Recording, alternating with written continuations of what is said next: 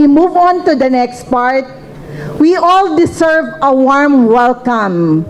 And to formally welcome us and, of course, share what the International Conference on Food, Environment, and Culture is all about, let's put our hands together on stage for the immediate past Vice President for Research and Extension. We call on Dr. Carlito Laurian.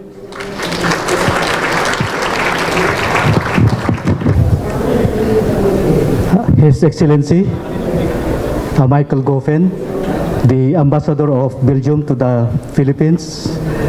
And at this point, I would like to thank the Belgian government for the institutional grant that the government of Belgium provided to both for Benguet State University and St. Louis University for institutional development that is spanned from 1999 to 2010.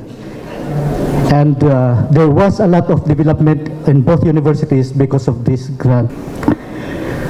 To our President, Dr. Feliciano J. Calora Jr., and the two Vice Presidents, the Vice President for Research and Extension, Dr. Ruth Batani, and the Vice President for Academic Affairs, Dr. Kenneth Laruan.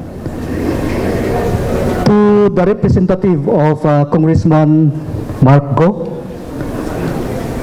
and ably represented by Pastor Jan Bagalawis. To the plenary speakers, at this point, pardon me if I will mispronounce your name, starting from Dr. Surian Supapvanits, Ms. Judith Carino Pangloy, Dr. Laila America, Dr. Yung Jinli, Dr. Chin Sulin, Professor Pantolion Sakayanis, Professor Tanja Oravita, Dr. Minerva Chaluping Marx, she's from representing La Trobe University, but she would like to be called Cordilleran, and Dr. Jimmy Fong. I would like also to thank the following individuals who contributed a lot for this conference, and welcome you all to this. Helen Tibaldo, the Regional Director of Philippine Information Agency, CAR. Our partner ever since, the Regional Director of DOST CAR, Dr. Nancy Bantog. To the Bureau of Fire Protection, Senior Fire Officer 2, Irene Ramos.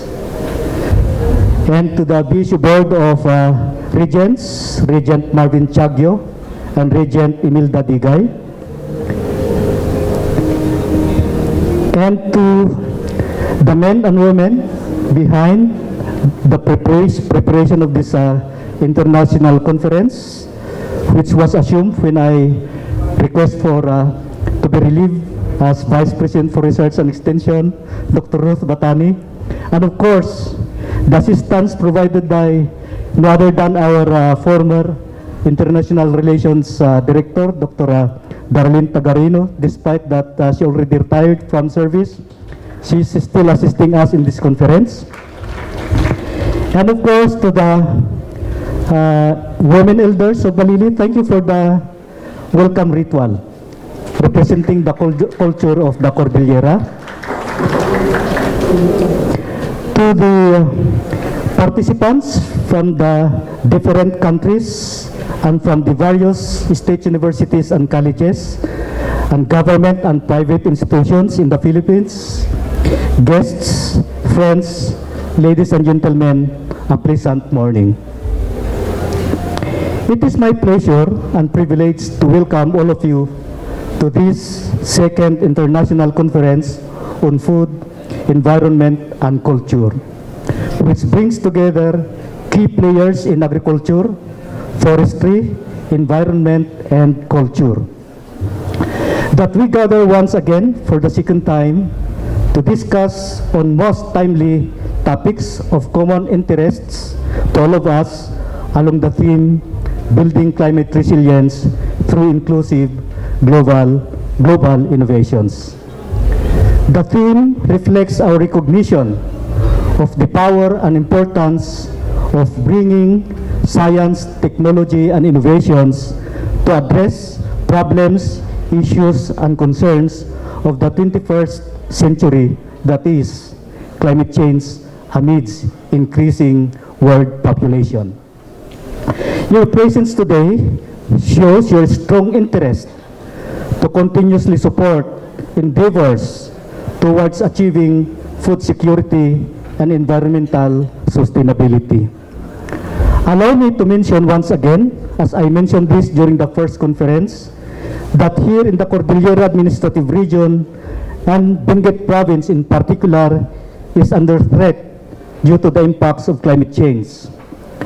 Benguet is the most vulnerable province in the Philippines, second most vulnerable province in the Philippines to climate change hazards.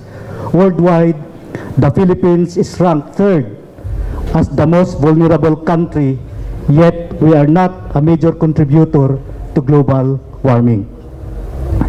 Climate change is contributing to lower vegetable production and farm incomes and is threatening agricultural land and water resource base. An increased frequency and magnitude of extreme weather conditions is leading to the erosion of mountain slopes and terraces. Increased winds, flooding of crops, and longer periods of drought are reducing the quality and production of vegetable and forest crops.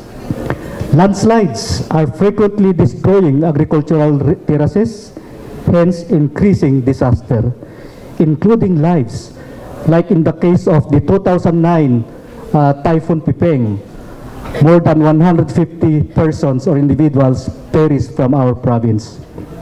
Along these threats, the Benguet State University is addressing the needs of society to cope with environmental threats and technological changes and devising schemes in developing skills in enhancing productivity amidst global threats to human existence. This is manifested by our continuing conduct of research and development activities. There are other areas by which the Benguet State University has put its resources in order to advance research and development in the region. The low-cost technologies that we generated to reduce disaster risks in vegetable terraces and other agricultural areas have been rolled out in the vulnerable areas of the 6 provinces of the region with the funding that we got from the Department of Science and Technology, Philippine Council for Agriculture, Aquatic and Resources Research and Development. I would say that every region has its own best ways and forms of cooperation.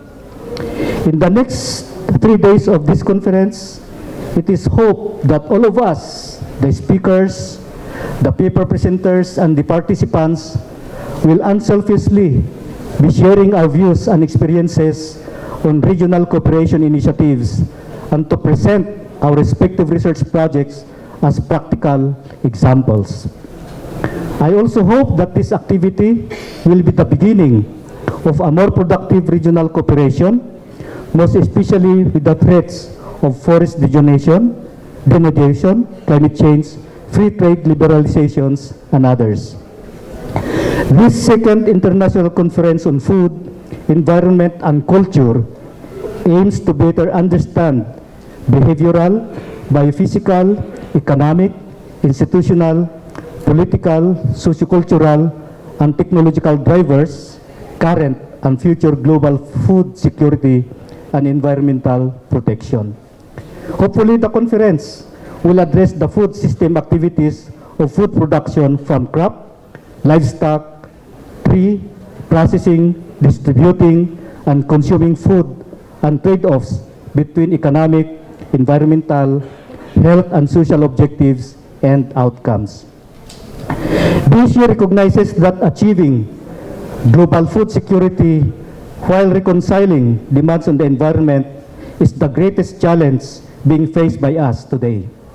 Specifically, that by 2050, at least 9 billion people will need food. The urgency of the issue has prompted us, many researchers and scientists all over the world, to conduct researches to come up with technological interventions to ensure food availability. Therefore, we need more of this kind of conference to discuss and share the huge volume of scientific research findings that we have generated. Thus, the Benguet State University is committed through its research and extension services. I am now committing you, as I will be retiring from the service effective December 1, this coming month. This international conference on food, environment, and culture, a biennial activity. I therefore wish everybody a successful conference and hope to see you again in 2021. Mabuhay po tayong lahat.